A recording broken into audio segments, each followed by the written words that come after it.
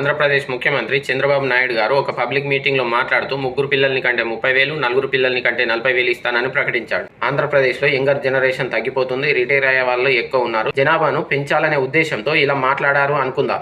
మూడో పిల్లవాడిని కంటే వెంటనే 30,000 ఇస్తానని ప్రకటించాడు. 30,000 ఇచ్చి సరిపెట్టుకుంటే ఆ పిల్లల భవిష్యత్తుకు భరోసాని ఇచ్చేదెవరు? ఒక పేదవాడు తమ పిల్లల్ని ప్రభుత్వ పాఠశాలలో చేయించేద్దామంటే సరైన పాఠశాలలు లేవు. ఏదైనా హెల్త్ సమస్య వచ్చి ప్రభుత్వ హాస్పిటల్కి తీసుకెళ్దామంటే సరైన వసతులు లేవు.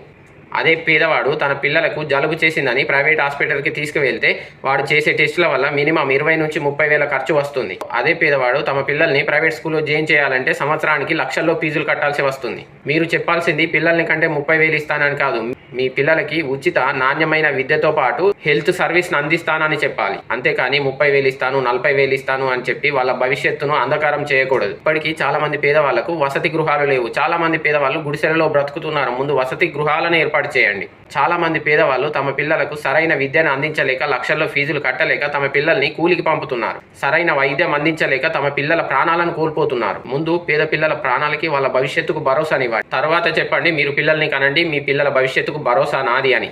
ఈ రోజుల్లో పిల్లల్ని కనడం గొప్ప కాదు, పిల్లల భవిష్యత్తుని నిర్మించడం గొప్ప. మీరు వాళ్ళ పిల్లల భవిష్యత్తుకు భరోసానివ్వండి. నాణ్యమైన విద్యతో పాటు ఉచిత హెల్త్ సర్వీస్ని అందించండి, ఉపాధి అవకాశాలను సృష్టించండి. అప్పుడు చెప్పండి మీ పిల్లల భవిష్యత్తుకు భరోసా నాది, మీరు పిల్లల్ని కనండి అని.